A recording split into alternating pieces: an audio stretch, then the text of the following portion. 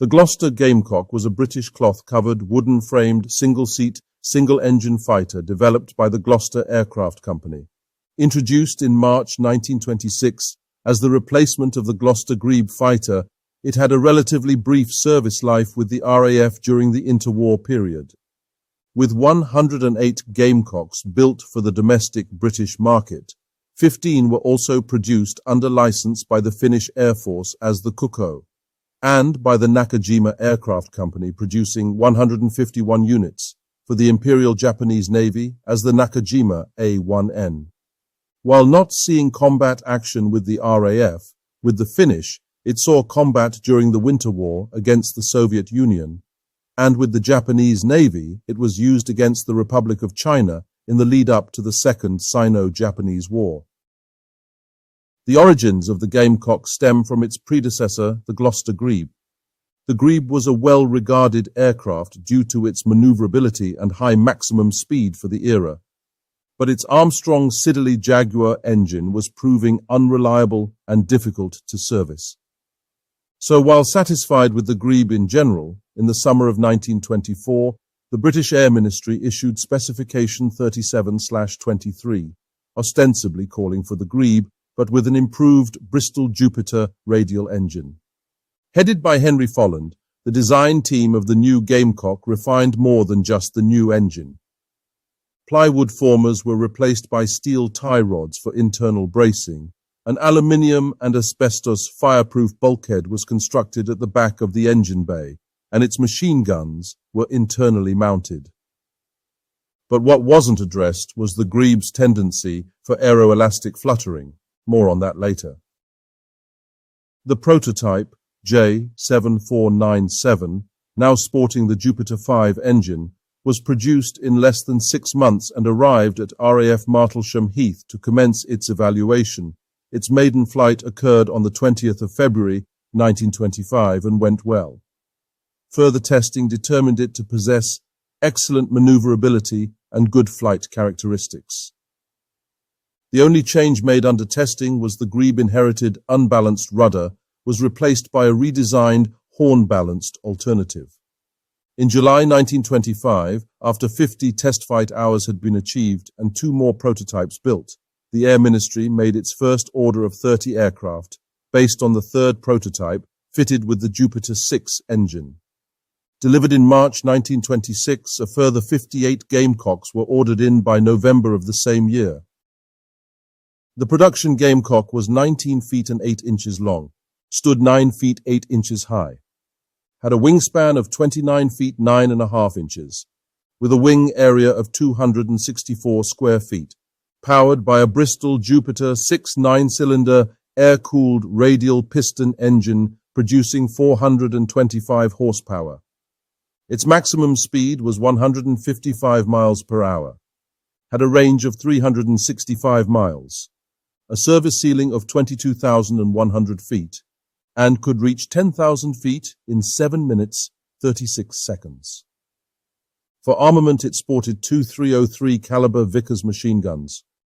The Gamecock entered RAF service in March 1926 and was utilized for 5 years until July 1931. While in service, it held a dual distinction. On one hand, it was well regarded as a good gun platform and a highly maneuverable, enjoyable aircraft to fly, used at air shows and other major public events during the latter half of the 1920s to thrill the public. Indeed, No. 43 Squadron of the RAF was so impressed with their Gamecocks, they adopted the nickname the Fighting Cocks, and adopted a fighting cock on its squadron badge. But the unresolved aeroelastic fluttering and a structural weakness saw 22 of the 86 RAF Gamecocks lost in landing or spin accidents. Gloster tested alterations to improve the aircraft's flying qualities, and an improved Gamecock II was introduced in 1928 with a longer upper wing and a modified tail unit. While no orders of the Mark II were made by the RAF, Gloster marketed it internationally, and this was the version the Finnish Air Force produced under license under the name Kukko, translated from Finnish as rooster. Just 15 Kukko aircraft were built by the Finnish state's aircraft factory, the Valtion lentokonetehdas in Helsinki in the early 1930s, being the first mass-produced fighter plane in Finland. By the late 1930s and the outbreak of the Winter War in November 1939, the Cuckoos were dated and relegated to training aircraft. But with limited resources, the Finnish pressed them into use for reconnaissance for the intelligence service. And it was on such a mission that two Cuckoos, on the 29th of January 1940, strafed a pair of Soviet Ilyushin DB-3s when they accidentally landed in Finnish territory to transfer fuel. The strafed crews hurried into the one plane and escaped, leaving the other DB-3 behind to be captured and pressed into service by the Finns. Interestingly, in the air the DB-3s had almost twice the speed of the Cuckoos, who would offer very little danger to the more modern craft. Nevertheless, this victory is sometimes touted as the example of the oldest fighter to score a kill in the Second World War. Maybe.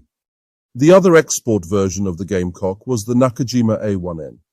The A1N was based off the Gambit, a carrier-based version of the Gamecock, fitted with longer-span wings, internal flotation bags and arrestor hooks, introduced by Gloster on the 12th of December 1927.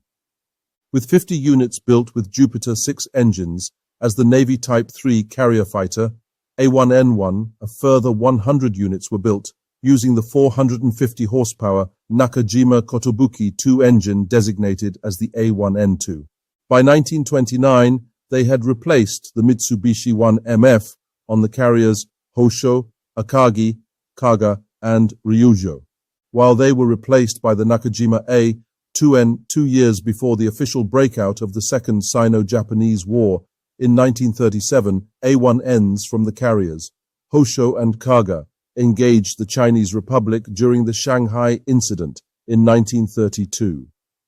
Indeed, A1Ns from Kaga scored the Imperial Japanese Navy's first air-to-air combat victory on the 22nd of February 1932 when they shot down a Boeing P-12 flown by the American volunteer pilot Robert Short.